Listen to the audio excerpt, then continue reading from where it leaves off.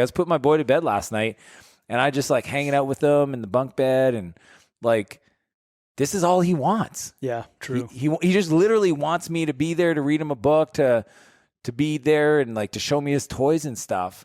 He doesn't, there's zero desire of the other stuff. And yet we make these stories in our heads about like, I'm doing this for them and I'm doing this for our future. And why can't they see this? And how did they not understand? And it's like, so I get when we start, that's how we were. If you ask me, do I believe that's how it has to be? The answer is no. Now, I didn't know that at the time, and I had to go on my own journey, but that's kind of why I decided to write this topic. And most people know me as a software guy. Like I'm the guy that have exited 3 software companies, not the productivity guy, but yet that's how I've done it, right? Because I didn't want to go through that pain again. And for a long time, Brandon, I thought maybe I'd have to resolve to the fact that I'm just going to be the rich, the cool uncle. Like I thought I shouldn't be in a relationship because I won't be a good partner and I don't want to disrespect that. I don't want to waste that person's time. So for a bit, I was like, okay, because I had this drive that I couldn't get rid of, but I was like, don't want to go through that again. Sure.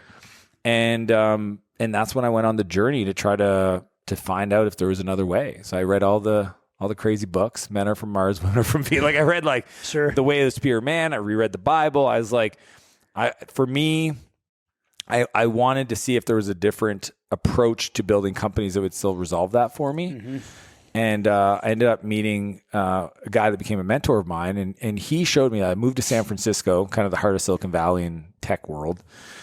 And I found out there's 4 ways to create leverage. That's what most people that want to grow, you got to do it through leverage because you can't build $1 million company off $10 tasks. Like, period, full stop. That just doesn't happen. There's not enough hours in the week. So this guy talks to me about leverage and he says, look, there's only 4 ways to create leverage. There's capital, there's content, there's code, and there's collaboration. And I'm like, in many ways, those are the 4 master skills of entrepreneurship. So what I decided to do is just go on a journey of saying, okay, what do I need to know about capital? How does that work? Like, where do I get money? What's a capital? Like, I decided to read the top 5 books on the topic and talk to people that were good at that. Then the same thing for like the content side, like what is an SOP, a standard operating procedure, or, creating training videos. How do you train people? And then the code one, I mean, that was my world. I got that one. It's like automation, workflows, data. So I got that. Today I would say AI. But it was the last one that I thought I was good at it because I'd built a company and made some money, but it was a collaboration. Is how do I hire people in the right sequence that actually allows me to not build a company I grow to hate?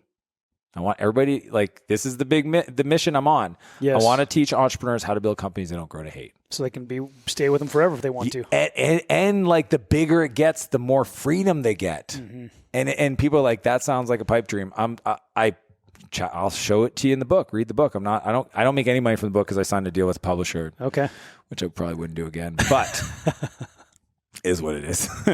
But I just really want to encourage people to consider the belief, even that belief, right? Because you even said, like, I don't know, when I started, the sprints within the marathons. Yeah. I think if I was going back and I was 20, I would do it the way I do it today. Okay.